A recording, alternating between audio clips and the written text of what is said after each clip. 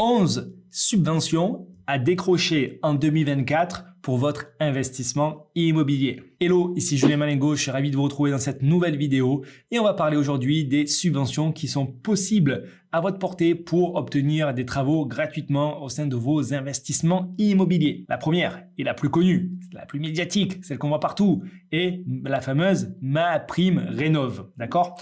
Donc, facile à mettre en place. Ça peut aller de 20 à plus de milliers d'euros.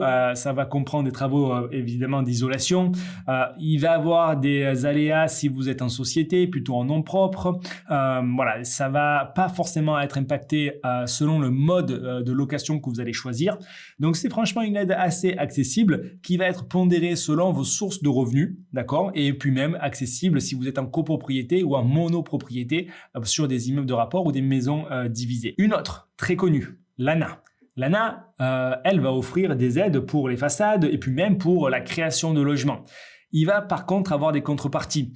Là, on est souvent sur des loyers conventionnés en location nue. Donc, c'est pas forcément votre stratégie idéale. Il va avoir, beaucoup plus intéressant, des villes qui font partie d'un projet Action Cœur de Ville. Il y a, je crois, 220 villes en France. Vous retrouvez la liste sur Internet assez facilement. Vous mettez Action Cœur de Ville ou Subvention Action Cœur de Ville sur Google et vous allez trouver la liste de plus de 200 villes qui donnent des subventions justement pour que les mairies rénovent du coup les cœurs de ville des villes historiques, là où il y a de beaux monuments, de belles façades pour entretenir et participer à la rénovation de leur habitat. On peut aller chercher des milliers d'euros avec ça. Et si vous cherchez des villes intéressantes où investir, autant commencer par là. L'éco-prêt à taux zéro. D'accord, c'est possible. Si vous faites des travaux de rénovation énergétique, d'avoir accès à des crédits sans intérêt. Ne l'oubliez pas, ça fait partie d'une forme d'aide. Il y a la prime coup de pouce pour les économies d'énergie. Ça, idem que le prêt à taux zéro, idem que celles qui viennent après, ou l'ANA, ou Action Cœur de Ville, tout ça, surtout la prime coup de pouce, c'est régi au niveau national, d'accord? Et là, selon les types de travaux que vous allez faire, un chauffage, une VMC, voilà, il va avoir des subventions qui sont données. Dans certains cas, selon les projets, toutes ces aides sont cumulables. Dans d'autres cas, elles ne peuvent pas être cumulées entre elles. D'accord? Ça va dépendre de si vous êtes en nom propre, si vous êtes en SCI, de la ville en question, des types de travaux qui sont faits. Donc, c'est vraiment du cas par cas. Il ne faut pas oublier la TVA à 5,5% pour les travaux d'amélioration et de qualité énergétique. Sachant que la TVA normalement c'est 20%, travaux de rénovation c'est 10%. Là, pour certains types de travaux, ne pas oublier de demander à l'artisan de l'appliquer la TVA à 5,5%. Ça fera au final un coût total amoindri pour vous puisque c'est vous qui payez la TVA que vous ne pouvez pas récupérer. D'accord? Donc, très important, il suffit de signer un petit CERFA de façon, et ça c'est l'artisan qui vous le donne en plus de son devis et la TVA dans son devis doit apparaître à 5,5 sur ces travaux d'amélioration et de qualité énergétique. Deux autres aides au niveau national. La réduction d'impôts de Normandie. C'est possible de payer moins d'impôts sur vos revenus globaux compte tenu d'engagements que vous allez prendre en location nue sur certains types de projets.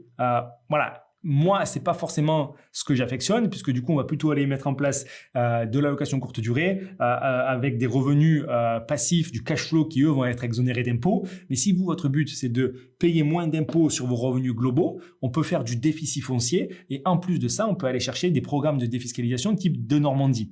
C'est-à-dire que vous allez faire certains types de projets de rénovation et certains types de travaux et bénéficier de certaines réductions d'impôts. À voir si c'est dans vos objectifs que de payer moins d'impôts. Moi, c'est ce que je croyais au départ. En bon cadre sup, je voulais payer moins d'impôts, d'où les Pinel que j'ai pu faire dès 2013. Grosse erreur.